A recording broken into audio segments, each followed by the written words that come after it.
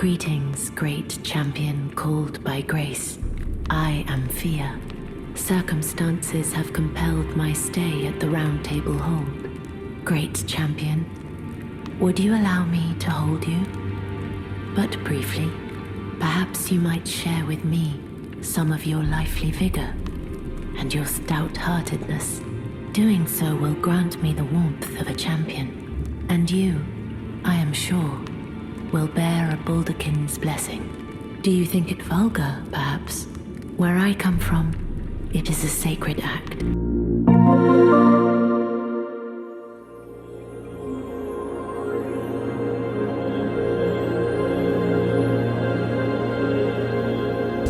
Hello there, and welcome to episode 33 of the video game podcast PlayStation Pals.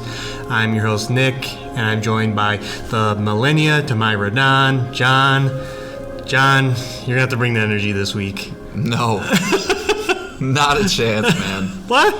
We got a catered lunch today, ate more food than I possibly should have. I'm drinking my third soda, which, you know, so I think I'm mid-sugar crash while trying to increase the sugar crash, and it's proving to be very ineffective. All right, so this is just going to be our lowest energy podcast. Yeah. You know, trying to change it up today. All right, well, hopefully video games will give you some energy. Yeah, inevitably when we talk about that banger of an episode again, I'm sure we'll bring it all out. So okay. Yeah. In news, the DualSense Edge is out, Jon.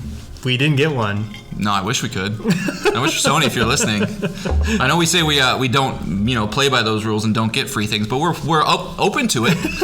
But no DualSense Edge on our end. Yep, yeah, and nobody we know has gotten one, so oh well. Chances you get it? Any chance? Very slim. Yeah. Very, very slim. I did. Chance. I did bring it up to Nick yesterday, where I had him try. You know, I have my little side fund, as most of us do, and you know, I was thinking, Nick, should I pull the trigger and literally buy a DualSense Edge today, or should I save that and then maybe push it towards a PSVR 2? And I think we're leaning towards the latter, but yeah, you know, don't be surprised, folks, if I come in one day and, you know, I might surprise Nick with it too and just pull out a DualSense Edge, because that's how I operate. I want you mid-show to reach into your pants and whip out the DualSense Edge. Just whip it out.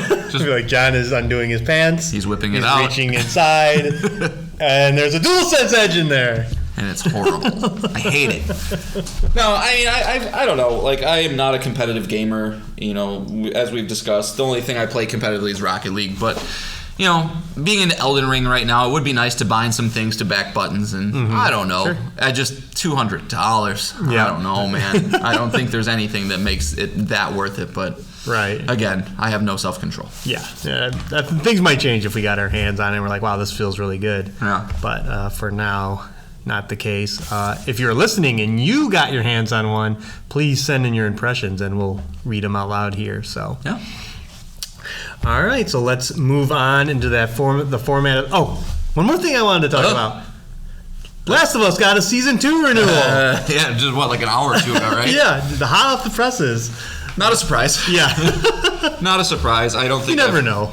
You never know. I mean, you know, especially with something that is a property in a medium that is a very popular medium, but, you know, older folks don't typically play video games, so you never know if these things are going to catch up or catch on. But we won't get into the show right now because we have that discussion later. But yeah, not surprising. Awesome news. Can't wait to see what it is. Yeah.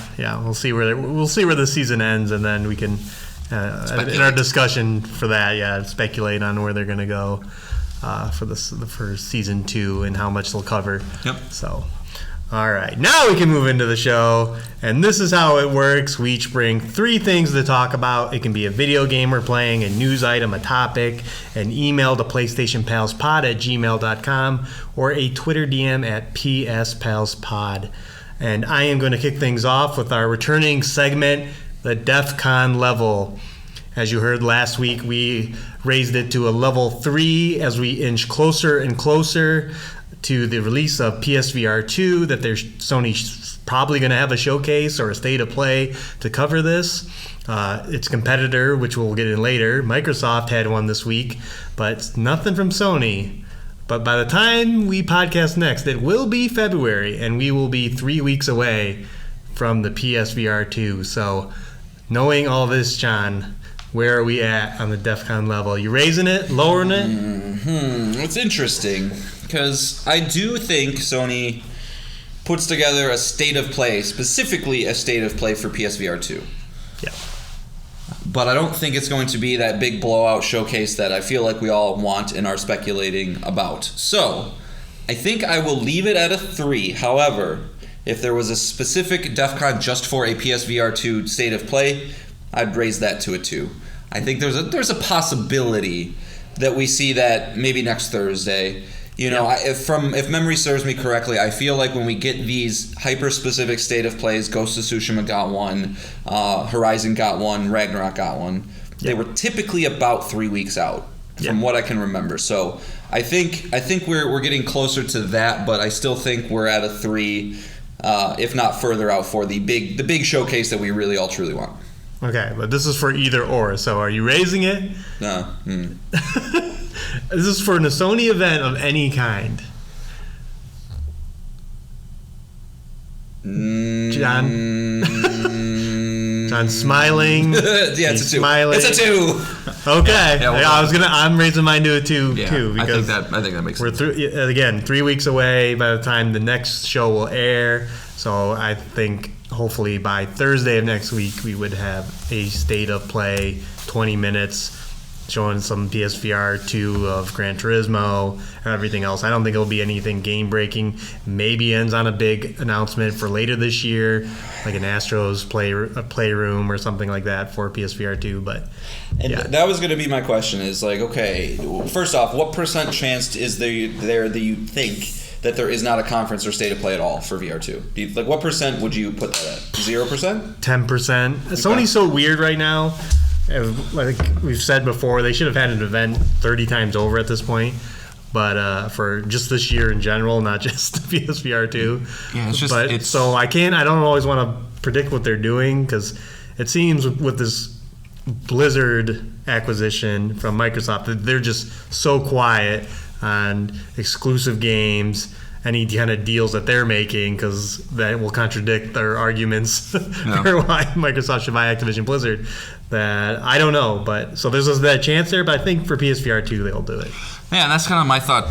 You know, the reason I say that is they've been exceptionally forthcoming with news about this thing, just scattershot over the last 6 months. Yeah. To the point where we know the games that are at least, you know, they've had the blog announcement of these are our launch games. Mm-hmm. They've had the, you know, Call of the Mountain, like showing it off a little bit. They've had all the tech, you know, the eye tracking, the foveated rendering. It's like, I feel like if you do have a state of play, you almost need to have that, like you said, Astro or Half-Life or one more big app, you know, more big game.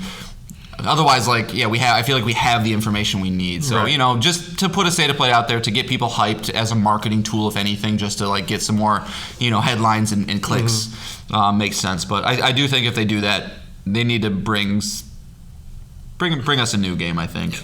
Yeah. I don't think it's enough to just show, hey, here's Gran Turismo and here's Resident Evil. Right. So. There'd have to be something added that we don't know about. But even still, a state of play always will get eyes on it that aren't normally reading the PlayStation blog, not listening to PlayStation Pals podcast, you know, not hounding all the information, you know, because usually state of plays or showcases are a bigger deal. So they bleed as we've talked about with all these stupid showcases we saw last year, so many of them that they just get additional views. So. Yeah, it could be a weak showcase. It bleeds into the CNN front pages, or at least the sidebars. You know, you'll see like Sony talks about new VR set, whatever. You know, when those things come on. So, yeah, I'm comfortable at a 2 for some stuff. Okay, so we raised the Defcon level again. We are at a 2. Woo! All right, moving on into some news. This is not surprising, but Marvel's Avengers, the game from Crystal Dynamics that came out 2.5 years ago, a game that I talked about on this very podcast, that you can play on PlayStation Plus Extra if you subscribe, is ceasing development. This was announced from Crystal Dynamics itself, that after their 2.5-year journey of introducing Earth's Mightiest Heroes following update 2.8 on March 31st, 2023, we will no longer add new content or features to Marvel's Avengers. All official support for the game will end on September 30th, 2023. At that date, it will be delisted from stores, digital storefronts. And what this means for all the content in the store is it'll all be made free on March 31st, and any remaining credits you have will be converted to resources. John, what do you think about all this? I think it's expected, inevitable. Mm-hmm. Yep. Ever since this game launched, it's only underperformed and not met expectations. But I do know there are people out there that are enjoying it, hence why it's still running to this day. But I think just, with the lackluster reception, the acquisition of Crystal Dynamics through Embracer Group, that kind of changing hands the past. I don't know when that all went down. It was maybe like 6 months. Year. It was last month, like 6 months, 8 months ago.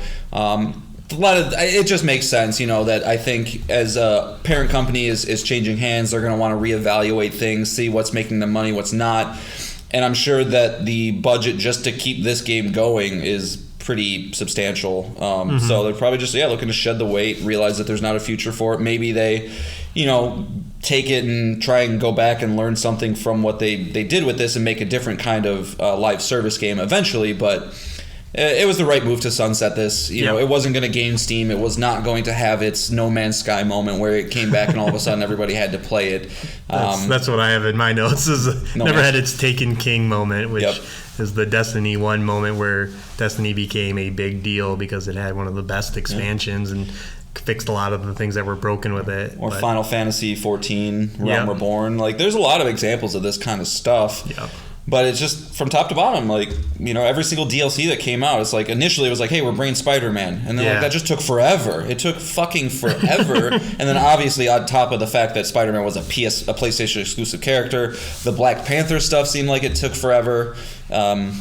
Just not a great outing for the Avengers, man. The biggest IP in the world when it was announced, and you would have thought a little bit more from it. But I do know some content creators that really had hundreds of hours with it, enjoyed their time. I'm sure they're sad, but ready to move on. Yeah, and it did. I mean, it existed all through COVID, so I mean that probably hurt it as well as not getting up to, like you mentioned, the Spider-Man update out there right away, and allow the bigger updates faster. That is interesting. Yeah, I bet.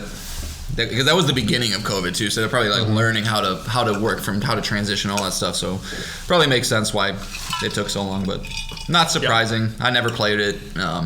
It's got a lot of things I don't like about games, so it's okay. Yeah. So I believe the rumor is Tomb Raider is going to be coming next from Crystal Dynamics. Is that what you want them to be working on?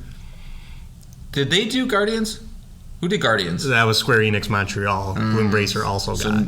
Okay, so not them. Okay. Yeah. Then yes, probably. I mean, I'm honestly not super familiar with Crystal Dynamics. I did play the first Tomb Raider reboot. Yep. I glanced at Rise of the Tomb Raider, which I always found funny because IGN ranks that as the 26th best game of all time, which is weird. Which is the second game in the reboot. Second game in the reboot, and I did not touch Shadow. So that was not them.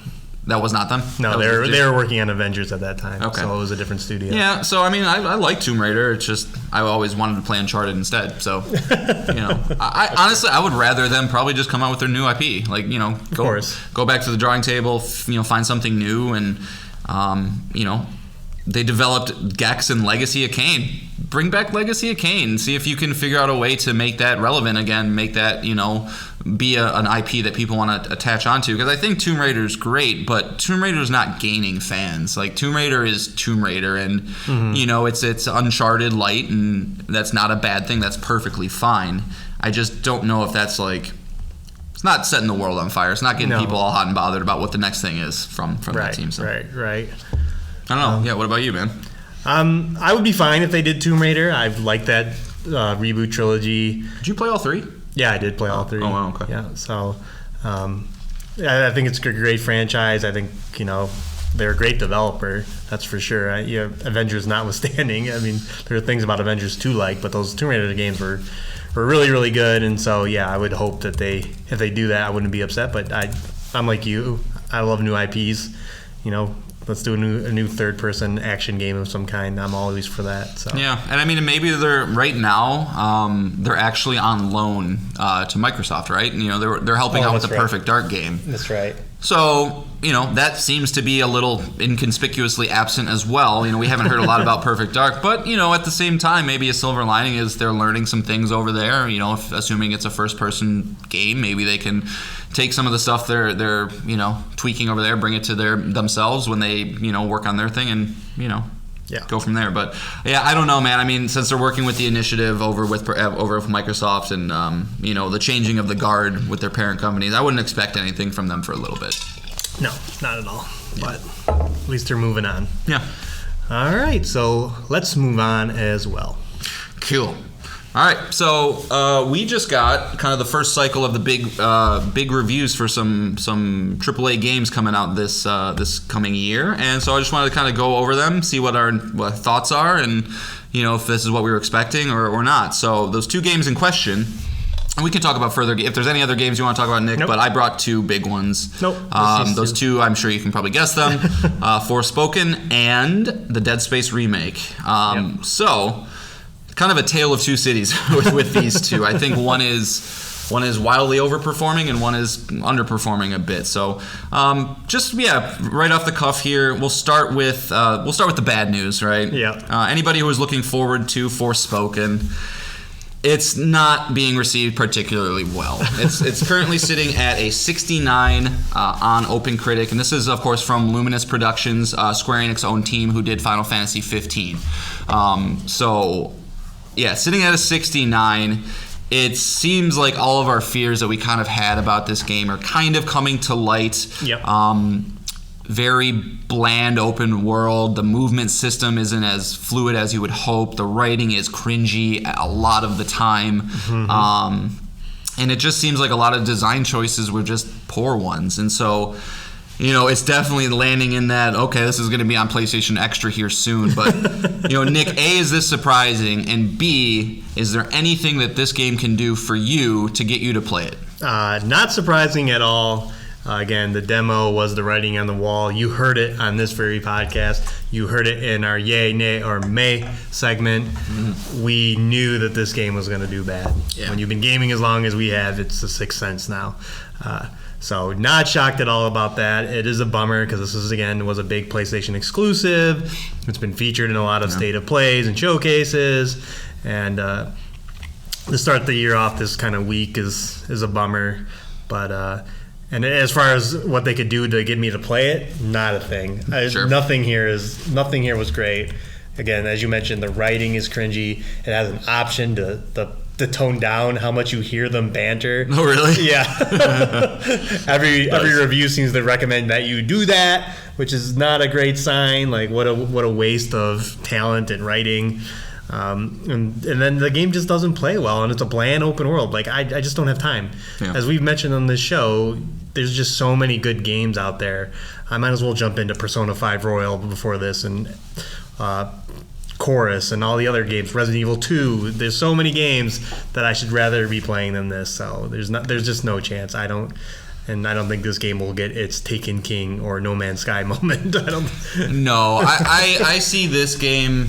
Honestly, kind of a very similar Sony second-party comparison would be probably like The Order 1886, where that game came out, did not get received very well off the bat, but as time went on, there were some people who would sing their praises and be like, hey guys, you should maybe look at this. It's not as bad as you thought. And I could see this game kind of going down that same path. If you find the person who's like, I just really love grindy Ubisoft open world games, and, you know, a couple years I want to, hey guys, check out Forspoken. It's kind of cool. It's got cool particle effects, but I'm with you. I don't think there's time for this one. And weirdly enough, it's a shockingly short campaign for an open world game like this. I've seen reviews saying as short as 10 hours to do the main campaign, which is, you know, I'm not a guy that's going to come out there and say that this game is trash because it's short. Like, I think there are beautiful games that are short. We just talked about one with What Remains of Edith Finch, but there is something to be said about an open world game and having things to do, and if you're only existing in that world, and granted you're mainlining it, but for 10 hours, it's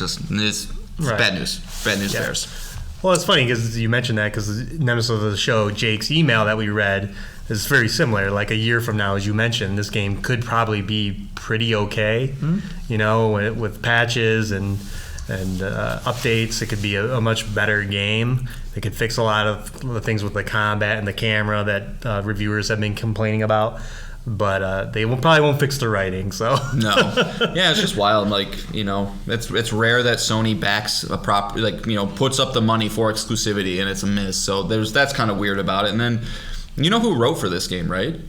No, Amy Hennig. Wrote for this game. You know, the lady who brought us Uncharted 2, and I believe she even did 3. Yeah. It's just like, what happened? Like maybe she didn't write like the dialogue. Maybe she wrote some other stuff or had a very small part of it. I'm not as high on her anymore. Yeah, because she went and moved. Obviously, she got kicked off of Uncharted 4, and then she went on to the Dead Space's team to make that canceled Star Wars game that tanked that studio. So I don't have much stock in her. She almost has kind of a similar career trajectory to like Jade Raymond, who like came out so strong immediately at Assassin's Creed 2 and like just made a name for herself, and then like kind of like you look at her history, it's like, well, then you went to this and that kind of failed, and then you went to Stadia and that kind of failed, and so it's like why are we giving your name so much credence anymore? So I see that, but it is still wild that it's just like, from the writer of Uncharted brings you Cuff and Freya. It's like, okay. But yeah, so on the other side of the coin, something that I think is very, very cool to see, especially for me because I loved the original back in 2008, is the Dead Space remake. And that one is sitting at a very, very healthy 90 on OpenCritic. Incredible. And, for those out there who pay attention, that's 2 full points higher than the Last of Us remake at an 88. So I thought this game was going to be great. I didn't probably think it was going to get up to the 90s, but kind of the same questions here, Nick. You know, did this surprise you? Did the score surprise you? And what is it going to take to make you play it? I know you're going to want to play it once you can. Well, I'm surprised it's this high. This is great. We've talked on the show about Dead Space. It's a great franchise. It's really, really good. I don't play very many survival horror games, but this is my favorite. So this is just great news around that they did the game a great service by properly remaking it, changing things up, removing parts that didn't work, adding more story elements. And I didn't even remember this, but Isaac didn't talk. Yeah, and I could have swore he talked. Yeah, and they added it to the game, and everything I'm reading about it, it sounds great. The reviewers all love it. So that's kind of the takeaway I'm seeing as well, is that it seems like the general consensus is Motive did a beautiful job of adding things that only benefit the game. Speaking of Jade Raymond. Yeah, speaking of Jade Raymond, who founded Motive. The things that they added only improved it, and they did not add things that detracted it, and they did a good job keeping it faithful, but also making it feel slightly fresh, which is a hard thing to do. And, I think right now, just kind of to put all the chips on the table, right now there is some performance issues I've been reading with the PlayStation 5 version, a lot of anti-aliasing and some bad textures and things. But that'll get patched out here very shortly. I'm sure the team over at Motive is on high alert today to make sure that any issues that arise, they get taken care of quickly. So I would expect to see that taken care of soon. But I'm going to go out and buy this game, I think, as soon as I can. Especially if I can trade in God of War, put that towards this, and I'm probably looking at $25-$30 for it. So not a bad deal at all. Nick, you want to say anything to the audience? Right, is now a good time? Yeah, go ahead and announce it. So Nick and I have been thinking, we want to kind of keep growing the show and doing things that we can to make it more exciting, keep people coming back. And so we thought it might be a good idea to have a dedicated show. We're going to try to shoot for once a month, where we both sit down long form and talk about one game that we both have played. It's going to be tough, with my life with kids and things like that. Sometimes it might be shorter game experiences. It might not be the biggest AAA game of the month, but we want to just kind of start to branch out in ways we can. So we were thinking Dead Space Remake might be a great first game to do. We're both familiar with the original. So we were thinking of the end of February of having a standalone podcast. This will not replace an episode of PlayStation Pals. This will be its own thing, aiming for about an hour, but wanted to kind of start doing some other things. And so We'll definitely make sure that we keep you guys apprised of that when it gets a little bit closer. But 90 on OpenCritic seems like a perfect game to start with. And especially just on this bonus episode is because we talked about God of War for like 3 hours. Yeah, I'm sure people out there, it's hard because it's like, well, we're gonna have a spoiler discussion for a game that's 2 weeks old that most people listening to this podcast are either probably like it didn't flow very well, right? And I think you guys probably understood that. We did too. So figure out a way to have these nice in-depth discussions, but know that as the listener, you're here for this thing, not like, well, I wanted this part of the podcast and then the next hour is just God of War. So we understand that, we get that, and so yeah, and if you haven't beat the game by the time you listen that we release it, you can always go back, and that episode is dedicated to that game. Yeah. So in that same vein, if there are any games that you guys would love to hear us talk about, any things that we've talked about in the past or mentioned that you would like a deeper dive in, whatever the case, write it in. Not can't promise that we'll get to it immediately or whatever the case, but even if they're old games, Nick and I think we both agree that the best game ever made is Zelda: A Link to the Past. I'm not saying we go back and play Zelda: A Link to the Past, but I'm open to it. I'll badger Nick until he submits as well. Depends how playable it is. Like, shut up. Keep in mind it has to be playable on a PlayStation. Audience, Nick. Well, if they pick a game I don't have a way to play it on, let's play Conker's Bad Fur Day. Oh, I'd love to. That's a great game. But buy an N64 right now, damn it. So yeah, this is a great idea, and we think the listeners will enjoy it. So look forward to that. But yeah, that's all I really had for those two. Just also small games that came out. Seasons did just release, which is a small artsy looking indie game.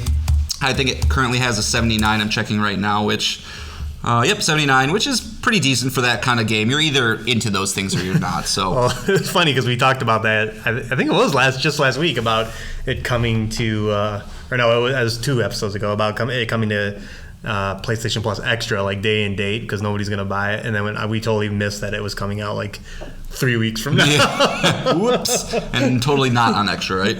No, it is not. No. Yeah. So.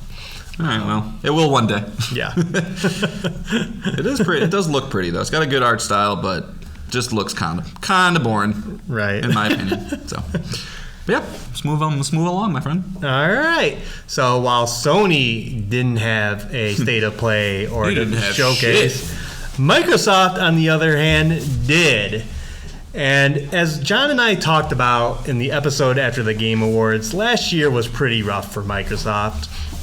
Not only did they not have a single presence at the Game Awards at all, they didn't have a single first-party release last year. Starfield was supposed to come out and then got delayed into God knows where.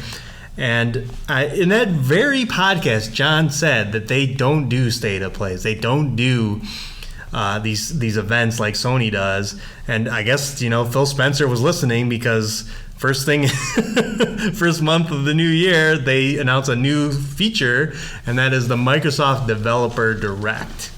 And leading up to this, they were pretty upfront. They said we're going to have 4 games there, and we'll touch on those.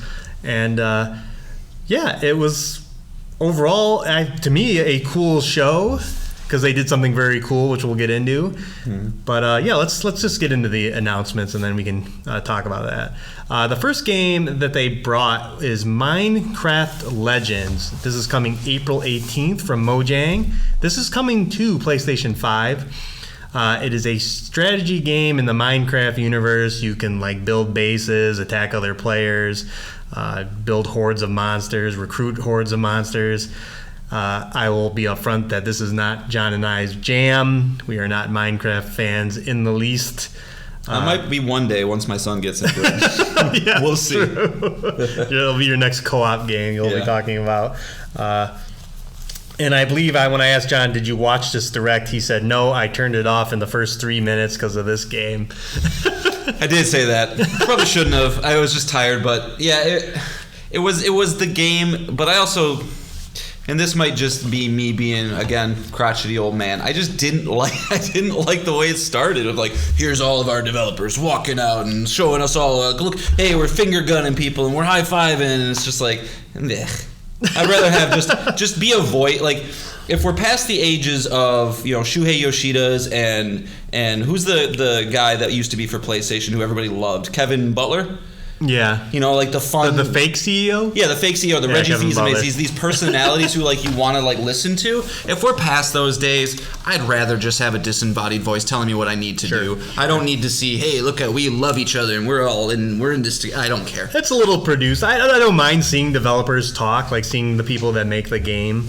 I actually kind of enjoy that when it's developers, as we talked about in this show, not some kind of publicist or communications person, but actual developers talking about their game. I like that. But yeah, when it's overly produced like that, it's a little cringy. Yeah, and and you can tell they're getting jokes that are thrown at them. Okay, you have to say this joke now, and this usually comes across wrong. But that's not what the direct was about. It was about the games, and so I saw Minecraft, and I was like, well, I'm not. I don't know how long this is gonna be. I'm not watching 10 minutes of Minecraft. But if you're interested in the game, they went right into the PvP mode, talked about that.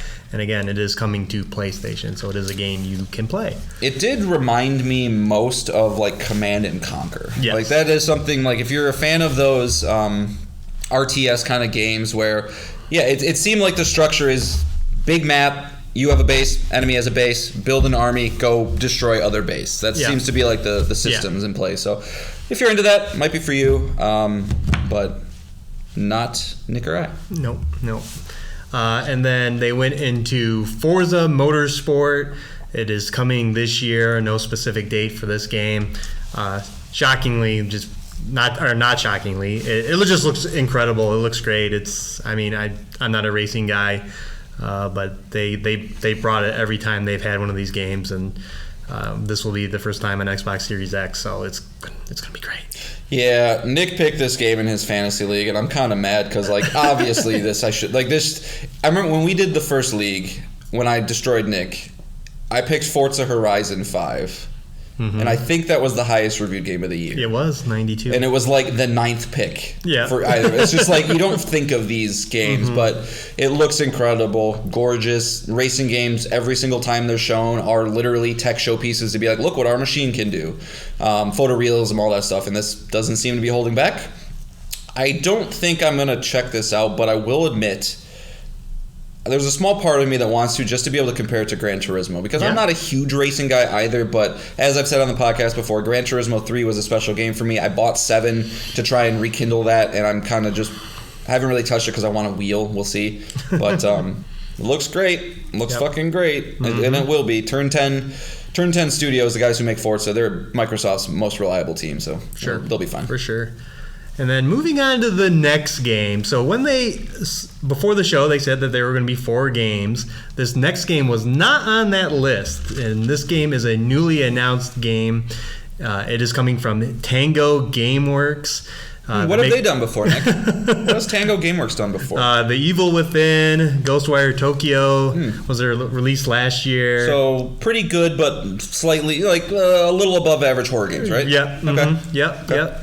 And so Shinji Mikami's there, and creator of Resident Evil. Yep. Shinji Mikami. Okay. Yep. All right. Is there, and they're there to announce a brand new game called Hi-Fi Rush, and this is a cel-shaded anime-looking game, third-person action game, very similar to Devil May Cry, but with a rhythm-based hook.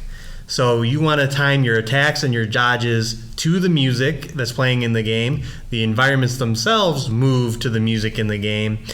And this game looks incredible. It is so beautiful. It looks so much fun. And this is the first time I've ever had FOMO. Yeah, you're pissed off that you don't have Xbox. The feeling I'm sure those Xbox fans have been dealing with was every Sony first-party release. Well, it finally hit me, and I'm bummed. I'm bummed I can't play this game on PlayStation. Yeah. It looks like everything. It looks like an Insomniac game. It looks that fun. And can we just trade Ghostwire Tokyo for this game? We'll just trade. We'll give you back Ghostwire Tokyo. You give us Hi-Fi Rush, and we'll call it square. Yeah, it's interesting because it's especially bummed because even when games only come out on Xbox, you're like, it'll come to PlayStation eventually. Not this one. This is one of their, Tango owned by Bethesda. We're fucked. But luckily for me, I have an Xbox. Yeah. And I've told you many times, Nick, if you ever want to borrow it to play anything, I'm your man. But, needless to say, the offer stands on the table. But I might jump into this. I was initially kind of like, meh, it looks okay. But Nick's right on this one. It looks pretty awesome, very unique. I think the colors might give me a headache eventually, but other than that, I'm sure it's something I can get by. But it's an action platformer to a T. I think Nick said Insomniac because it looks a lot like Sunset Overdrive. That's kind of probably the most direct comparison from a look.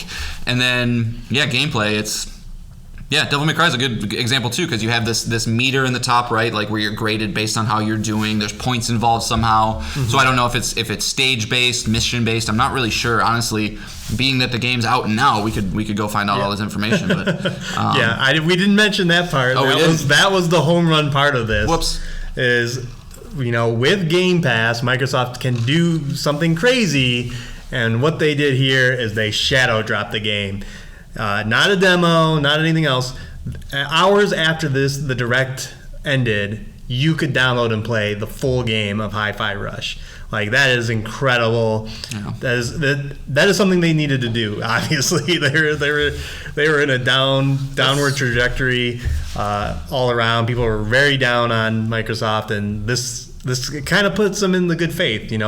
I mean, if it's not your thing, it's not going to do it for you, but this is incredible. It's incredible to have a game of this caliber just out now. No marketing cycle, no waiting months and months. Just here's this cool game, and you can play it right now. I've been refreshing OpenCritic the last day to try and see if when the score is going to land for this thing. So, we got some movement. So there are 5 scores that have been given to it so far. Got a 9.5 out of 10, a 4 out of 5. 100 out of 100, an 80 out of 100, and 9.5 out of 100. So it seems like it's that high 8s, low 9s territory, which is a great place to live. And one of the I think the most surprising things about this that I've been reading is obviously you look at this for a quarter of a second, you can immediately go, yeah, art style, great, okay, that's cool, but is it fun? Yeah, okay, the combat's fun too, cool. How did the jokes land? Oh, the writing's fantastic also. That's the hard stuff with games. It's and I'm not saying any of it's easy, but we just talked about Forspoken. It's not easy. It's not easy. But there's a lot of games out there that do one or the other well, right? I have amazing gameplay, but my story is dog shit. Or Devil May Cry is a great example of that. Or I have dog shit gameplay, but the story is great. I think probably Plague Tale is maybe a good example of that. To find those Hadeses, those God of Wars, it's rare to get best of both worlds. And so anytime that you can get great writing, jokes that land, fun gameplay, and graphics, and good, that's all you need. Yeah. You're good to go. Do you know how long this game is? Have you read anything on that? No. It seems like it's probably going to be, I know it's a $30 game if you were to buy it a la carte. Oh, I didn't know that. That's a good point. It's $30 a la carte, so I'm guessing it's a shorter experience, but for sure. But at the same time, I don't want to be in this world for 40 hours. Again, it's a lot. It looks fun, but I think it does also probably, I would say it's probably to its benefit that if it is in that 8 hour range. Right. So yeah, that was a crazy one. Yeah, and like I said, it's damn you, Microsoft, as I clench my fist and yell at the sky. From the worst team at Bethesda. Weird. Yeah. Objectively. All right. So moving on to the games that they did say were going to be there, we did get Elder Scrolls Online. They gave a preview of the new class, the Arcanist, and then they talked about their next big content update titled Necrom. John and I are in no position to talk about it. We have not played this game, so... I have one comment on it that I found funny. Is they're trying to bring in new players into this, and their way to do that is they go, if you play Elder Scrolls Online, you get every expansion we've ever had before. And they show this graphic, and it's like, I don't know, 30 boxes. Yeah. And I'm just like, is that a draw for people? Do people like that? Because if it were me, I'm going to go into this world. Nope, I'm out. That's too fucking much. I found it kind of funny because, we're all different people. We like different things. I want to talk to somebody who goes, sweet, I have, cool, I got 2,500 hours of content immediately. It just makes me immediately want to get out of that. Yeah, so not much to say on that. And then they closed out the show with their big game, not Starfield, but the other one, Redfall from Arcane Austin. It got a really beefy extended gameplay demo. They showed off the world, they showed off safe houses, they showed off character abilities, and then they gave a release date. It is coming May 2nd, 2023. Again, this is another game that gives me FOMO. Not as much as Hi-Fi Rush, but this game looks really good. Mm-hmm. John and I both enjoyed Deathloop. This is that, but bigger world, co-op. It still looks fun. It looks, especially when they're using the abilities. That's when I like. That's what Arcane Austin does best. And when someone makes an umbrella turn into a shield, that then they shoot the bullets back out at people, I'm like, oh, that looks great. That's when the game kind of sold me. Initially, when the trailer started, it kind of seemed a little basic. I'm not going to lie. And I was like, okay, it's cool. I've doubted Arcane in the past. I've learned my lesson with that. I loved Deathloop. But it still looked a little just bland. And then, once they kind of started to dive a little bit deeper, show you the skill trees, show you all the different crazy things you can do. Obviously, they're vampires, so you're decking out your guns with different, like, wooden spikes. I saw one that was like the neck of a guitar that was broken off, which is like, that's just, it's lots of personality and things. Yep.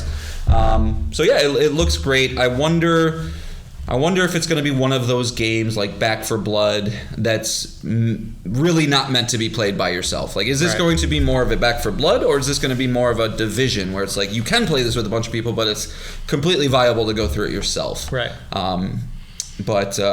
This is another one of your fantasy games. So, Nick hates PlayStation. He has no faith in PlayStation. He just keeps picking Xbox games. It looks cool. I kind of, like I said, though, I kind of wish it was a little more single-player focused and not like teams of four. But that's fine. Not a big deal. We'll know in a few months how that all works out. So, and that was the overall show. Like I said, Microsoft needed this. They were down in the dumps. Things aren't looking good with their acquisition of Activision Blizzard. Not a single game last year, and then at least in the first 6 months of this year to have 2 good-looking games. That's a big return to form. I don't know if you saw this, but I saw this just a second ago. 2 hours ago, Phil Spencer was quoted in an interview saying, 2022 was too light on games, but a big 2023 could await. Fucking of course, bud. Like, what are you doing over there? And also, I love the word that he used, could. You don't read into these things, but honestly, if you do, they're very specific with their wording. And it's just like, I wonder if he's like, as long as Starfield doesn't get delayed, we're having a big year. Yeah. It's just like, true. How many times do we have to hear this man say the same things? I don't know. We don't need to turn this into a back on Xbox thing, but. Would it be a good year if it was Hi-Fi Rush, Redfall, and Forza, no Starfield? I think no. Unfortunately, while I think it's one of those situations, my gut immediately went no. But like when I think about it more, I'm like, it would be okay. But I don't think the fan base is in a position to accept that. No. They have been fed the promise of Starfield for years now, and they have Elder Scrolls 6 behind that, and they need this game to come out, and they need this game to be a hit, because if it's not, you're going to lose a lot of faith with your fan base. Yeah, and it's the only other game that looks like it's close to the finish line as opposed to all the other games they've announced. You haven't seen any gameplay for, so yeah, there's so much out there. It's the exact opposite problem that Sony is dealing with right now. If you want to call it a problem, it's just interesting tactics, I guess.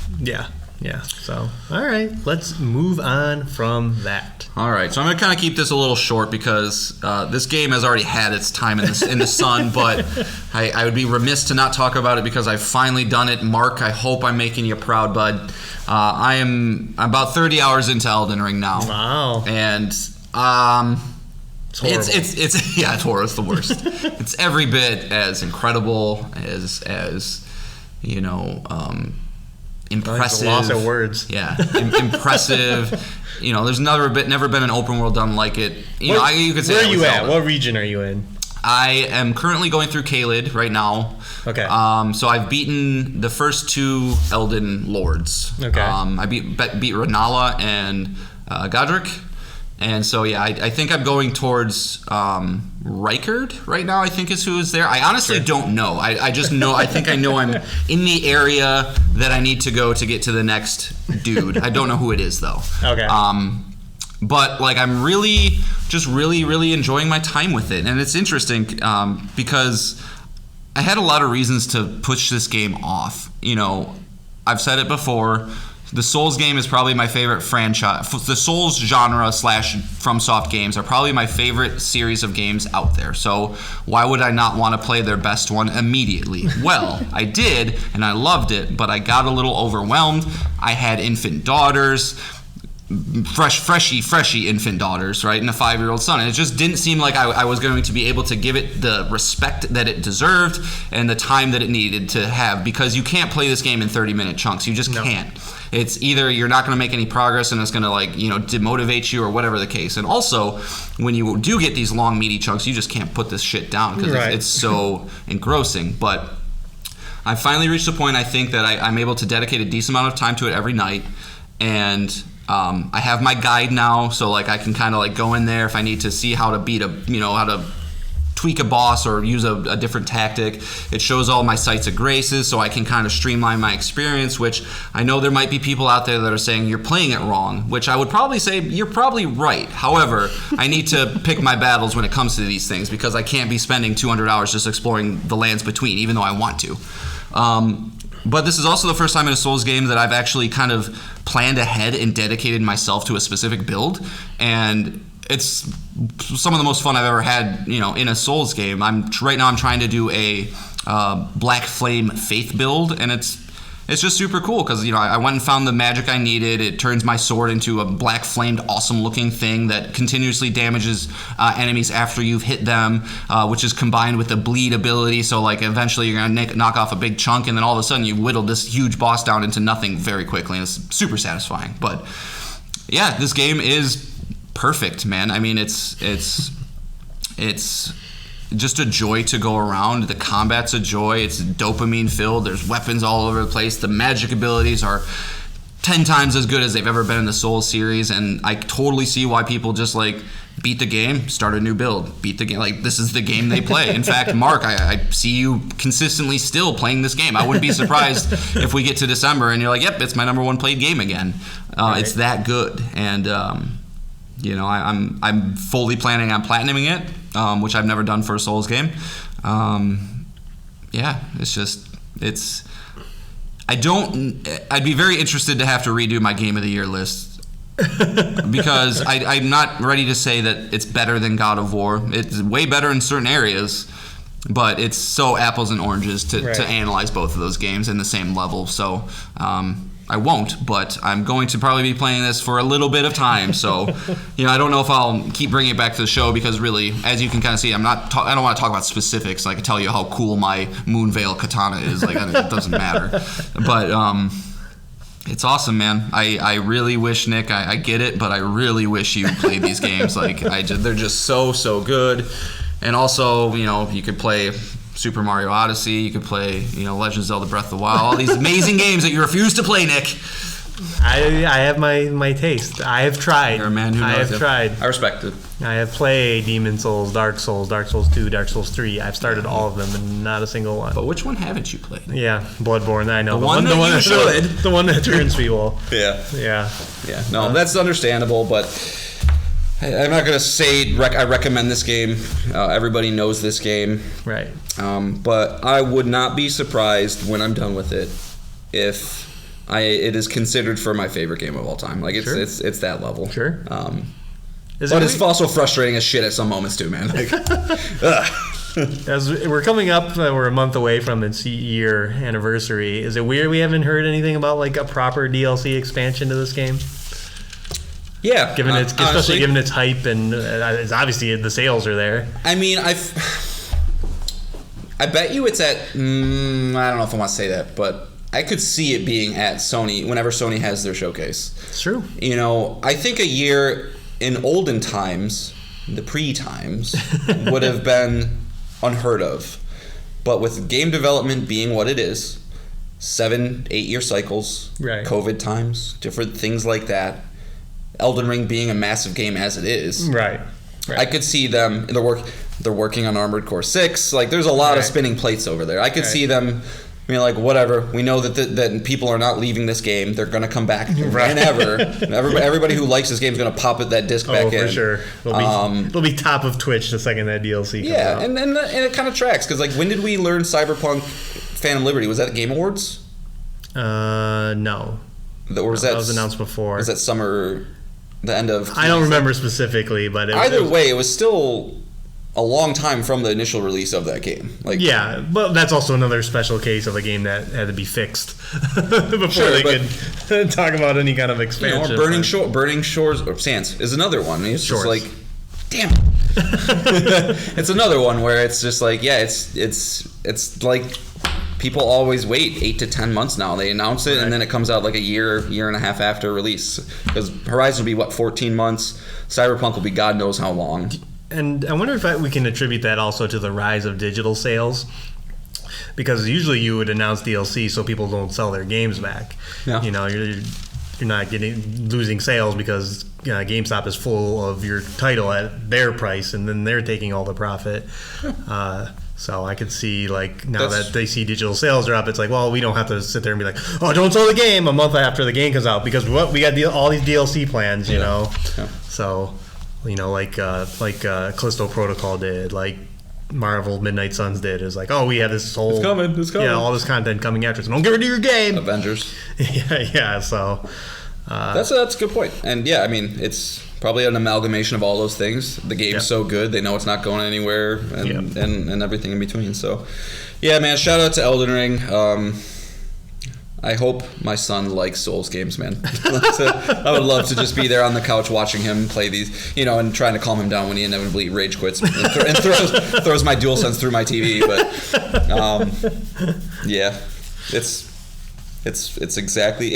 exactly what I want. I think we've asked the question on the show a couple of times. Be like, if you were a Jim Ryan, or if you could create a video game, or if you could, it's this. This is it. This is what I would do. So yeah. Fuck yeah, bud. Very, very It only took me 11 months. That's fine, man. That's fine. Get to it when you can. Yeah. All right. So let's move on. Final topic of the show. Not surprising. It's HBO's The Last of Us. As we mentioned in the beginning of the show, renewed for season 2 because it's just that fucking good. Just sounded like you said we're nude for season 2. Getting nude for season 2 of PlayStation Pals. A lot of Joel butt. About to start the video feed.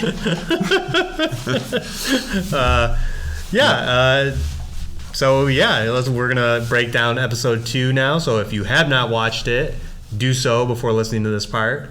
Because it'll be spoiler heavy. We'll be talking about the entire episode. Mm-hmm. And I guess, we'll talk right with the cold open again.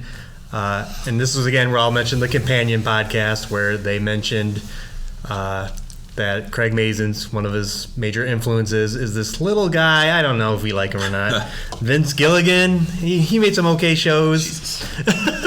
Just, Breaking Bad, Better Call Saul. John and I kind of like him. It's okay. Breaking Bad is twice as good as the next greatest show that's ever been made.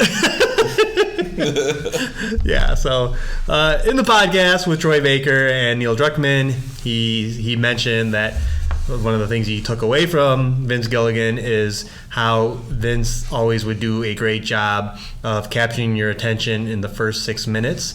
And he says that this is the perfect time because that's when you have your most captive audience. They've just started your show. They just turned it on. They're receptive to everything. Yeah, they're very receptive. So you want to hit them with a nice, big, impactful scene that kind of, again, sets up the rest of the episode. So you're strapped in. And this one did that. It starts with a shot back 20 years ago before the pandemic outbreak. Yeah, the outbreak of the cordyceps, and it is in Indonesia, where a couple of officers take a woman who is a cordyceps expert. Mycologist, yes. Thank you. Mm-hmm. They take her to show her a body that is infected, and everything's great here. The build up to why she's there. Again, the horror as she reaches into a dead body's mouth and pulls them out, and they're just moving. It's gross. And do you want to break down how you defeat the cordyceps infection? Bomb. Yeah. Chilling delivery by that lady with that line. Yeah, she kind of, talking with the officer, learns that they have 14 missing people. They did not find the person that bit the person that they had, and that other people that got bit had to be killed as well. And when he asked whether a vaccine or a cure is possible, that is her response: just bomb. Bomb this city, bomb everyone in it. Basically, immediately, she knew that moment she was told this, that we are fucked. Yep. The only possible thing we can do is to basically establish a quarantine zone a couple 100 miles wide and just hope that the thing didn't get out past that. Yep. Unfortunately, it seems like it's been infected into a certain grain that is making its way around the world. Yeah, and a lot of people picked up on that because it's she uses the term why it spread through grain, that Indonesia is a big like grain substrate or something. Yeah, substrate for the fungus, and that again, I think in the choice words that Craig Mazin used were breadcrumbs, and because bread's made from flour, we saw Mrs. Adler getting fed biscuits. There was a note that they couldn't get flour in the first episode, and why they couldn't make pancakes. Yeah, this is I love this. I love this storytelling that that eagle-eyed watchers are picking up, and it just fleshes out the world and the story even more than the game could. I loved this opening. I thought this opening was fantastic, and I really appreciate what they're doing and how they're kind of started at least these first 2 episodes with these, because as everybody who's played the game is familiar with, you get a lot of your context and a lot of your world building through notes, through just environmental clues. And so somebody coming into this show who's never experienced all that, you really need to get them acquainted to this world quickly and to get them to understand how horrible everything is, and just fill in those blanks where they can. And so I think it was a very smart decision to include these cold openings that just really truly demonstrate the situation at hand. And I think it was beautiful, so tense for just such this little scene where nothing's really happening besides just like it's starting to hit everybody's, the people around this, be like, oh, we're fucked, it's just going down. And dude, it was immediately hooked. Like everything you said about Vince, they did it perfectly. Yeah, and with video games in general, there's just a lot of walking around. In video games, we're constantly controlling the character, walking them through various buildings. That's very boring for television, right? You're not going to just have a camera behind Joel as he walks, opens a window, carries a wood board over, climbs up the wood board. So they got to get a lot more exposition out. And again, this is a great change that they made. But then after that, we are back in the real world. Joel and Tess are dealing with the fact that Ellie got bit. In fact, there's a great scene where Ellie wakes up and it's beautiful. Like a nice theme throughout this episode was how nature's taking back over. And she looks like she's comfortable. She's sleeping in the bright, warm sun, and then in a fetal position. Yeah, in the fetal position. It's just great. And then wakes up to see Joel and Tess just staring at her. Immediately distrustful. You could, without a word being uttered, you could say, they still think she's going to turn. They still don't trust the fact that she's not infected.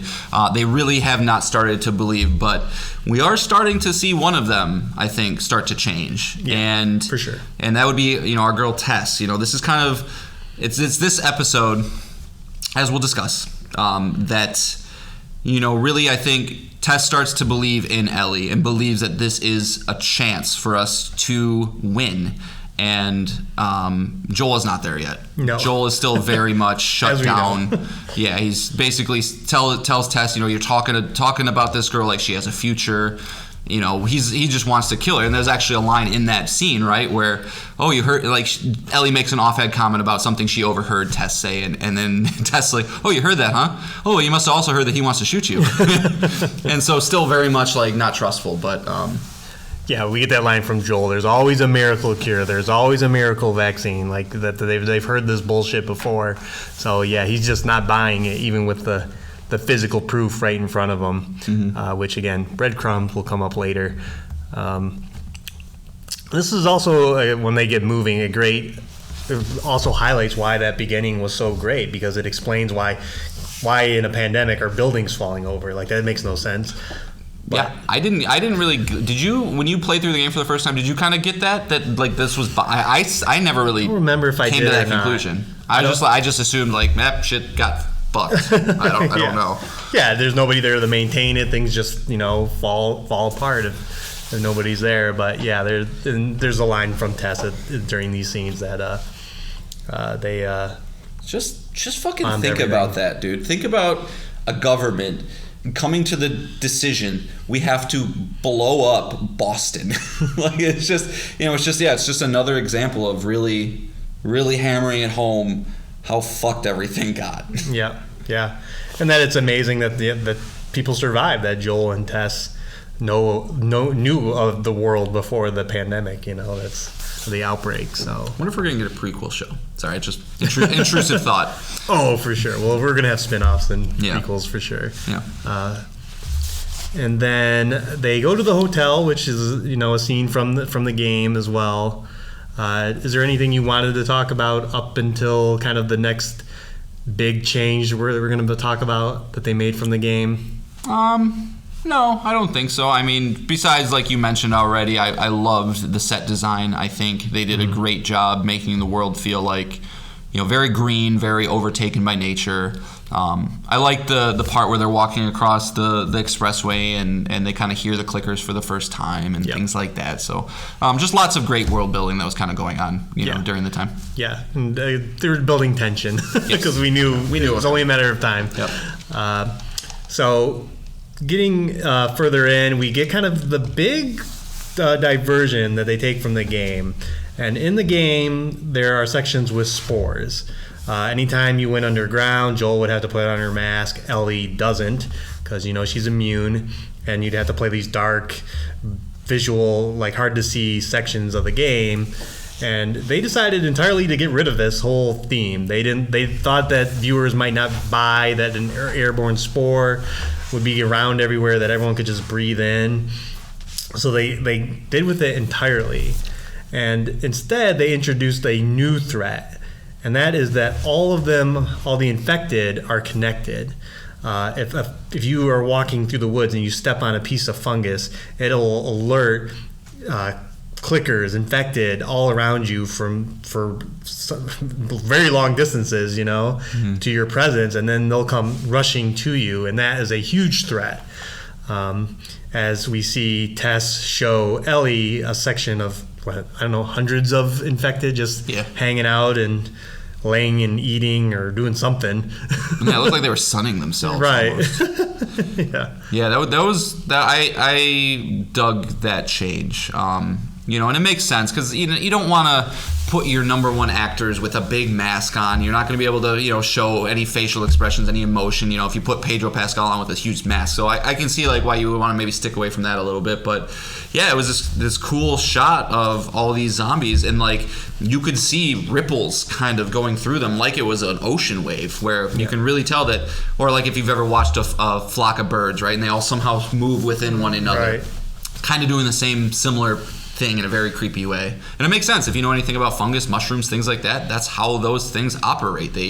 They are often one large connective network. Yeah. So I wonder, I don't know, are there any critical gameplay moments or moments that could be in the show that could be impacted by this change? By no spores? Yeah, by no spores. I mean, I can't think of any moments where like somebody gets their mask ripped off and then they, get infected. I can't. I don't think that ever was like a beat. No, they're probably just. I mean, I think the only beat I think that's how Joel realizes Ellie is immune, is because she breathes in. It was one of the first being like, oh, I'm witnessing this. Like I'm not. You got bit during this fight, but how do I know you were even bitten, not just scratched or whatever? This was like a direct, like, holy fuck.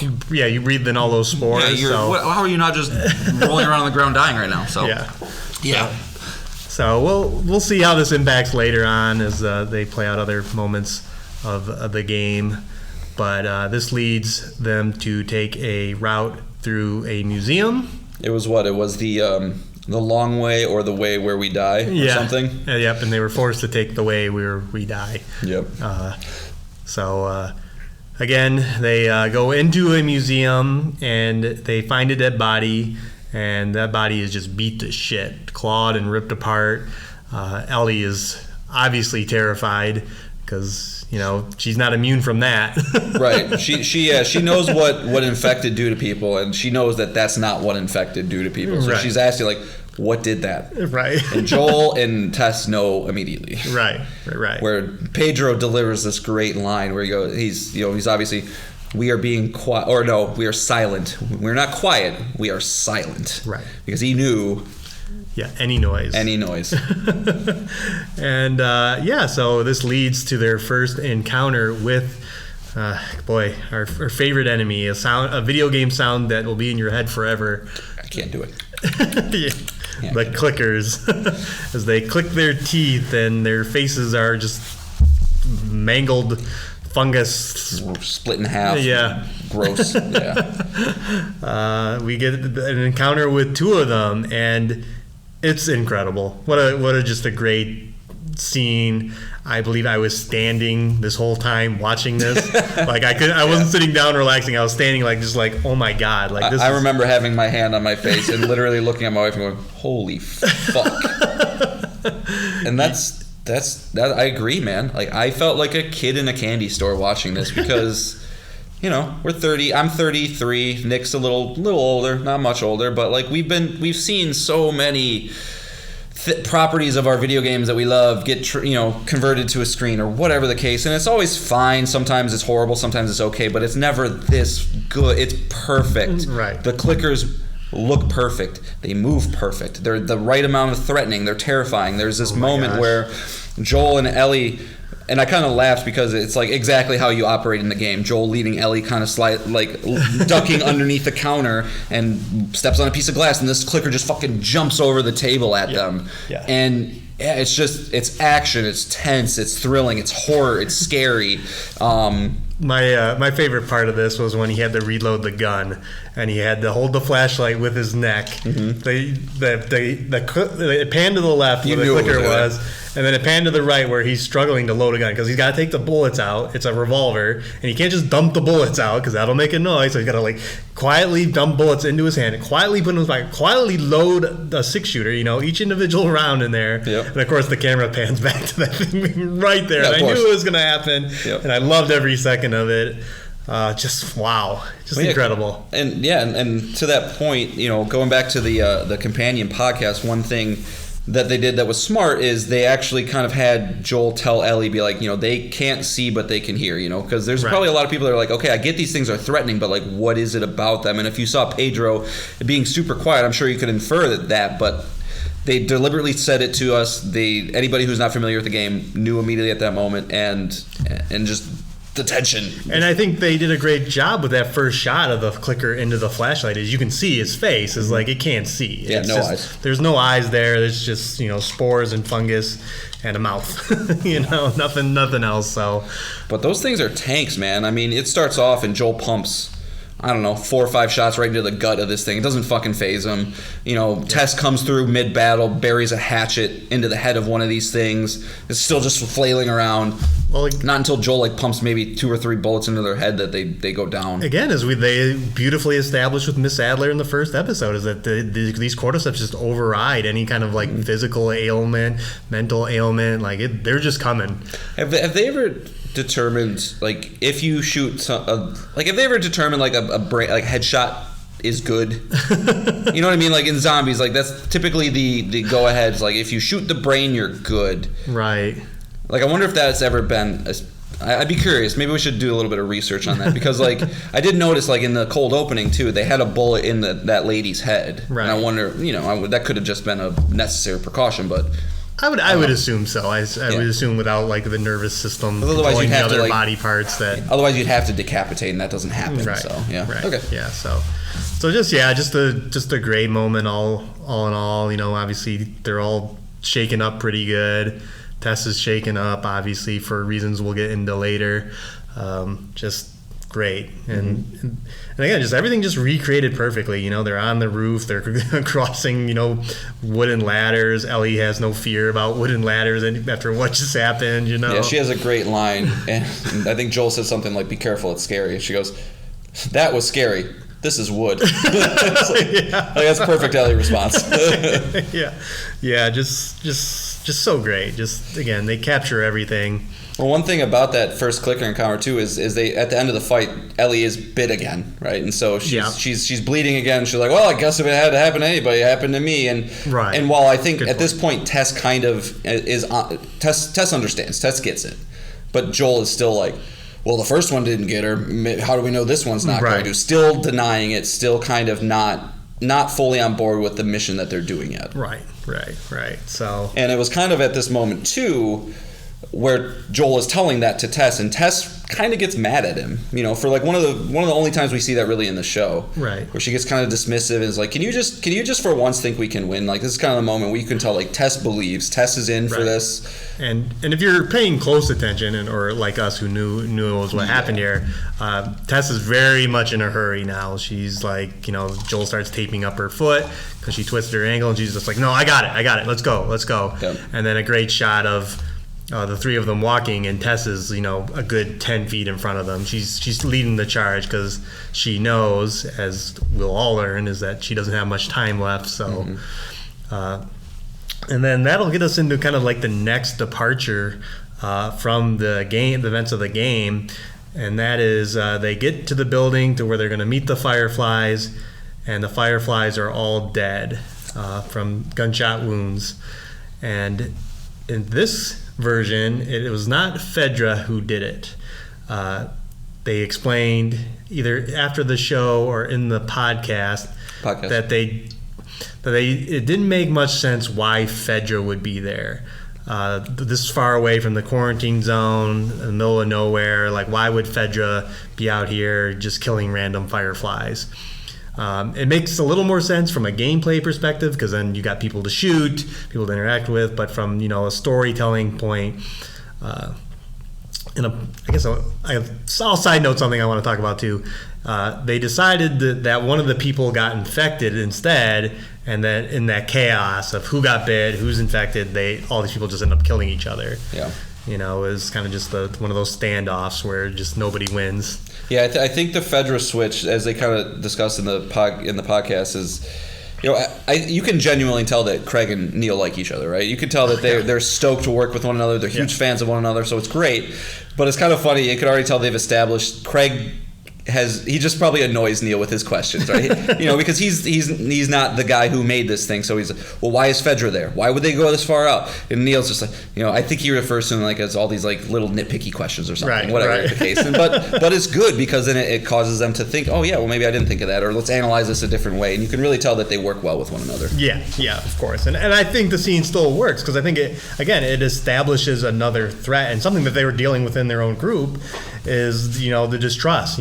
Like when people get bit and they don't want to die, they don't want to, so they're not going to say anything, but they are also a big threat now, because they're going to at any moment lunge out at you and try and bite you and all kinds of things. So I think it enhanced the story even more. And the thing I wanted to kind of quickly talk about is, like, we're just a lot of gameplay we're not seeing anymore. Like, it's kind of, we're not going to see big shootouts or anything like that, and this might impact even later scenes. I'm curious as to how they'll show the whole Pittsburgh moment. And that whole long extended gameplay where you're fighting enemies, where you're running away from that armored vehicle and stuff like that, if that'll be in this at all. I can't wait for that moment in the show. Oh my god! Will it be in here though? That's the kind of the question I'm asking, because it's a harrowing gameplay moment, but it doesn't do much for the story. I think you can cut it out. So I've played that specific section more than any other point in the game, because I use that section to show my family members how cool this game is, right? Yeah. And so, that whole scene is beautiful, because it starts with Ellie and Joel driving in the car, and Ellie makes a dirty joke about a porno magazine in the backseat. Great humor, fun. But yeah, when they get into the city and like that scene where they're driving, you know, they run the guy, and like I think you can do that scene. I think you put the camera back in the car. It's super tense. You can crash the car. You can have the Firefly, or I'm sorry, you could have the, what are they? They're just bad guys. You know, bad guys. Pull Ellie out of the car. Joel uses the glass to slit the guy's throat, and then they could just run away. Like they could kind of run away at that point. So I think you probably play with what is shown, and then cut out a lot of the agency when you're in control as the character. That's when it kind of stops. But a lot of that scene is kind of, at least a lot of the important narrative structure of that scene is through the cutscenes. So Right. So I think that'll be there. But yeah, it is interesting. So we kind of get the big kind of reveal. Tess is being very desperate at this point, trying to find a map, trying to find a way to get Ellie to where they were going to take her. And this is where we get a great scene where she admits, or Ellie kind of deduces it first, is that she's bit. That is why she's being so frantic. And the neck too. Yeah. Which we've established in this world that basically the higher up your bit, the quicker you're going to get infected. Yes. Yeah. And as this is our spore moment in which her bite looks really bad, and Ellie's bite's like, yeah, nothing. It's okay. She just broke the skin a little. Yep. Where Tessa's is like black and just spreading all over. And they did highlight this. I think it was in the podcast, but they highlighted that this is why they don't like actors playing the game, that they want the actors to read the script and then do their own reactions, because when Tess goes to show Joel her bite, he steps back and goes for his gun. Yeah. Like that's his like initial reaction, and that was all Pedro, I guess.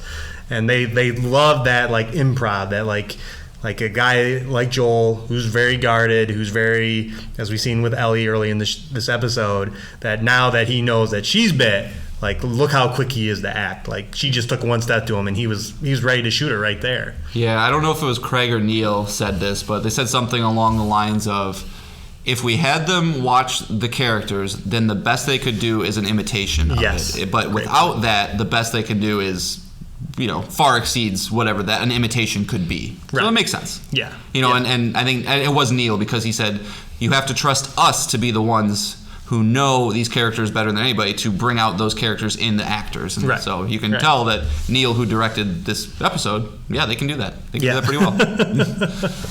Yeah.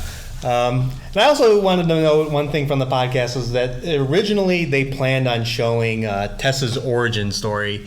We do learn in this episode that she is from Detroit, and they were also going to show the cold open for this was going to be a basement door locked with somebody knocking on it, and it was going to be revealed that Tess had a husband and son, and they both got infected. And while Tess was able to murder her husband, I don't know if that's the right word. I mean, kill him.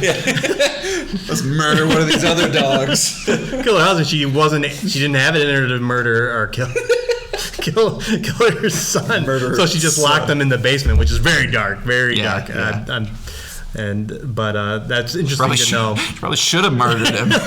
Yeah. But I mean, again, that's we've seen this play out in a bunch of zombie stories. Is like when loved ones get infected, and in The Last of Us as well, as we're going to see in a few episodes. Yeah.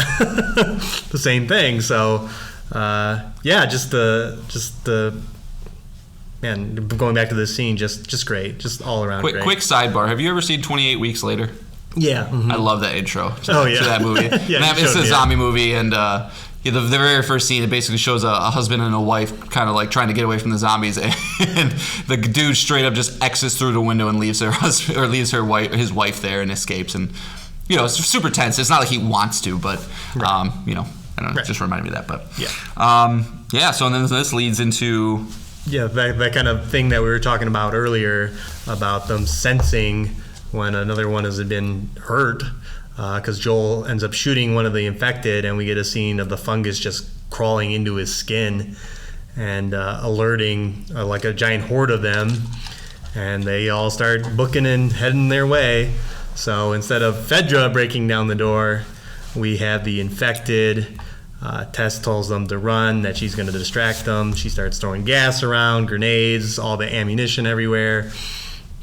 And this is kind of where we get a very weird scene. And I'm curious what your thoughts are, John. As she's trying to light the lighter, as the infected start filling the building, one of the infected notices her, slowly walks up to her, and then in a very weird scene, kisses her on the lips. As we know, he's doing that so he can put spores in her mouth. Yeah. But just a very...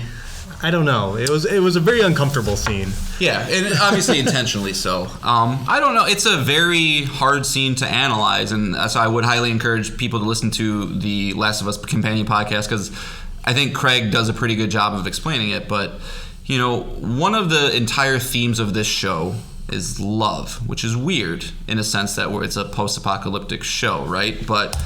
you know, love of a father and his kids, a love of a kid and his dad, a love of people as a whole. And as weird as it might be, like, there's kind of this love relationship amongst the fungus as well. And you know, it's their main goal is to spread and thrive.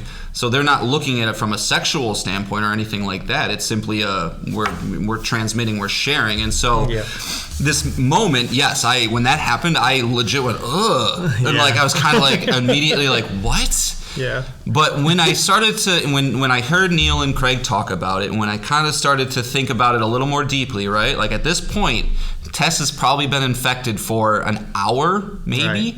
And it's established in the very first episode, one of the first shots, I think, of the QZ, there's a sign that says 10 to 15 minutes for head, 1 to 2 hours for, like, chest, and like 24 to 40 hours for feet. So she's almost converted. She's probably very, very out of it, not in control of what she's doing. Yeah, so her hand has tremors. Right, so yeah, she's trying to flick the lighter, and so a lot of people are like, well, why would she sit there and get kissed? And it's like, she's probably mostly fungus at this point. She's like, she doesn't want it, but the fungus inside, the fungus among us wants it. And yeah, so it's kind of this gross, beautiful, weird scene that is understandable once you digest it, but it is very effective of getting you to immediately recoil and just go, ugh. Yeah. But, you know, I think it was well done. Maybe it could have been conveyed a little bit better somehow. Right. I don't know how to just explain it a little more. Maybe there's a throwaway line somewhere early in the episode or something about how the fungus like to spread via mouth-to-mouth contact or something like that, you know, to not make it so, like, explicit immediately, but made sense at least. Yeah. So, she's able to light the lighter, the building explodes, and we get this great shot of Joel just leaving Ellie behind. I love this shot. Like, he is pissed. Mad at it. He blames her, of course. Yeah, and just the great shot of just like Ellie just standing there and just not knowing what to do. Like, I mean, I don't know how you would talk to somebody after this happened, you know. So, but Tess is it, right? There's nobody else in Joel's life besides Tommy that he gives a fuck about. And so it's just, you know, I think he probably at this moment goes, well, I have to get to Tommy. I have nothing else to live for. If she wants to fucking come, she can come. Right. If she doesn't, fuck you, I don't care. Right. Because he probably at this point he goes, fuck, I don't think she can get infected, but I still don't believe it. Like, he's probably he's coming around to it, but he's not going to send her to die, so he's just you can come with me. He's still a dad, but like, you know, he's not. But yeah, and that's the episode. It's just fantastic. Knocked it out of the park, man. And that's and I was kind of mentioning this to Nick a little bit earlier, but like, one of the wildest things to me is, like, you know, of course there's the Sarah death scene, and it's a big moment when Tess, you know, when that happens to Tess, but like, I just think of like the most impactful moments of the game for me, which is a lot of Henry and Sam. It's a lot of Pittsburgh. Obviously the ending, like, we haven't gotten those moments yet. We haven't seen Bill at all. Like, I had high expectations before the show. My expectations have been raised to a high quality, but I think this show is going to go down as what I kind of was thinking. I think I said it on this very show. Like, I think this is truly going to be one of the most special shows we've seen in a while. And so far, everybody fucking loves it, as they should. It's great. Yeah, and not shocking, next episode will have Bill. Yes. Which is just great. He's like another easily one of the favorite characters. What? It's another 80-minute, right? Yeah, this is an extra long episode. So I wonder if they'll continue these kind of pre-pandemic cold opens or just pre. I wonder if we'll see like an establishing of how Bill became Bill.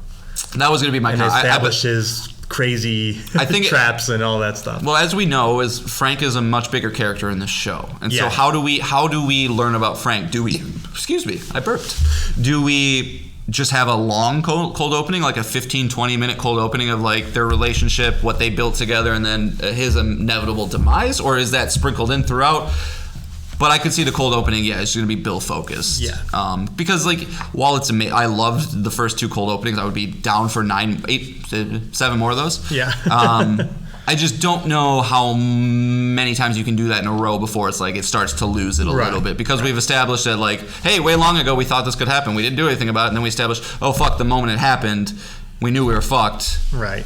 Not sure what else you could do. You could maybe have some cold openings that are like 5 years post-pandemic and like showing like some government trying to figure something out, but that wouldn't really add anything. That would just be, that would almost be like content for, like I said, a prequel or something. Yeah. But. Yeah. Well, I mean, Kevin's played by Murray Bartlett, who just came off award-winning White Lotus season 1. He won Did you say Kevin?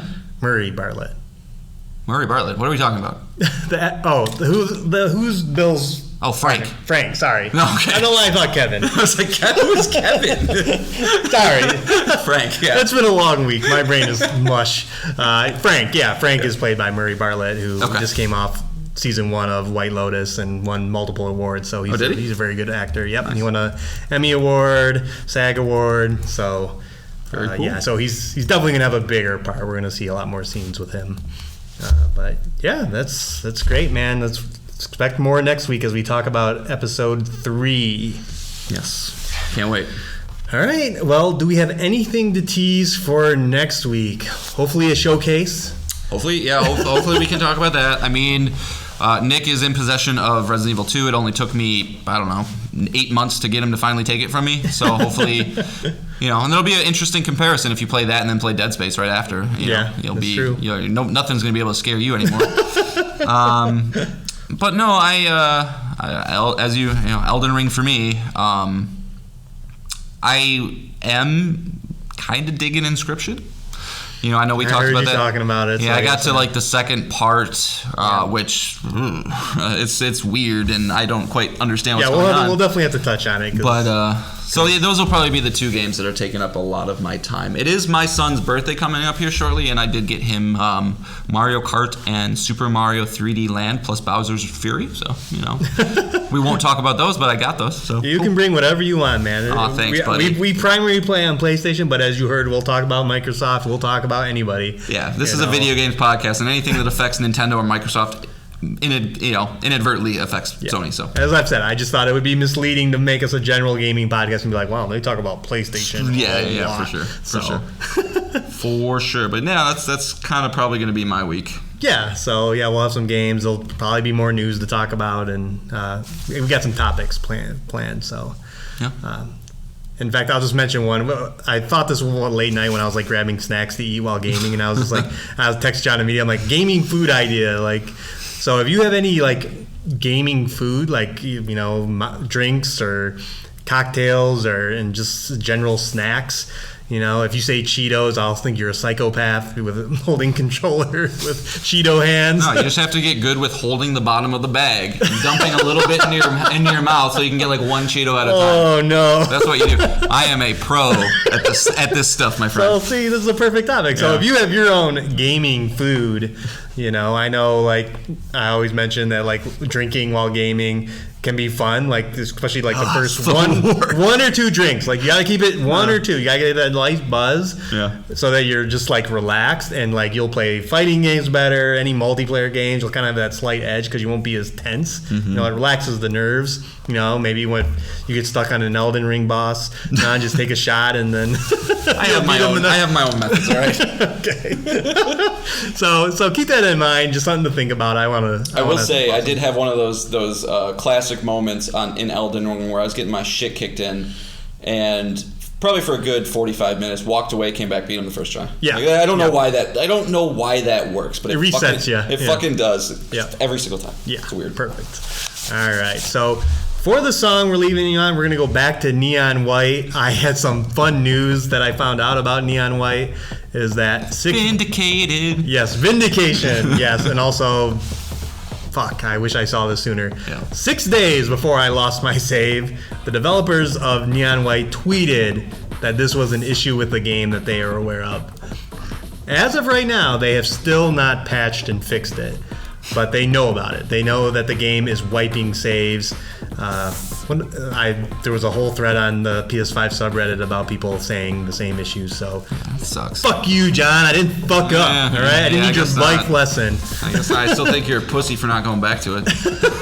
Well, I might if they patch it and it gets fixed, you know. Yeah. And I told John, like, I wouldn't play it if I were you, because you especially can't afford It's on hold right now. Yeah, so, but we're going to go back to that amazing soundtrack. Another one of the great songs from Machine Girl is called House of Cards. It is in my Spotify overall playlist, and it came up, and it hit me in the feels. He started crying. Yeah, I was like, I love you, Neon White, so much. You're so It's a love-hate. cool. It's a love-hate. So, and I just had a thought. Are you going to continue watching the anime for Nier? Nier Automata? I know we watched episode 1, and we haven't talked about it yet. I watched episode 2. Okay. Episode 3 is out right now. Maybe we'll talk about that next. I will, just because it's literally all it takes is the music plays while I'm watching it. Like, that's literally all that it takes for me to enjoy it. I will admit it's a little bit of a letdown. The animation is very good at moments and very bad at moments, and it is one of the most faithful, just beat by beat story, which is fine because it's a weird story. I'm fine to do it again, but it doesn't generate a ton of excitement to like be ready for the next episode. Like this is, you know, even though they're both Last of Us, that is. Right. Both are things I've experienced before, but kind of tackling it in different ways. So it's okay. Yeah. I'm happy it's there, but it's not doing what I was hoping it was going to do and be like, you know, the next kind of big anime that gets people into the series, and we get my Nier Automata 2. Right. Yeah, because every time I think of Neon White, I'm like, I would like them to adapt that as well, because I think it's a cool premise. But yeah, I bet they. I don't know. And it's already got the anime art style anyway, so Yeah. it's just a matter of time. But yeah, maybe when they do that Danganronpa show. The Danganronpa show is another one that was a 1-to-1 that I didn't like because of it. Oh, there was a Danganronpa show? Yeah. I for the first game, yeah. I thought I was making a joke. No, there's an anime, and I stopped watching it for the exact same reason that you mentioned. Same exact Yeah, thing. it was like a 1-to-1 remake, and I was like, well, I already know what happens, and I don't need all the same moments, so... okay, well, that was a fun diversion. Woo! So... Who doesn't like a diversion right at the very end? You guys love the long podcast. Email if you don't. We're just emails, so we miss you guys. Yeah. So we thank you for listening. Again, we will be back next week with 6 more things. Love you guys. Bye.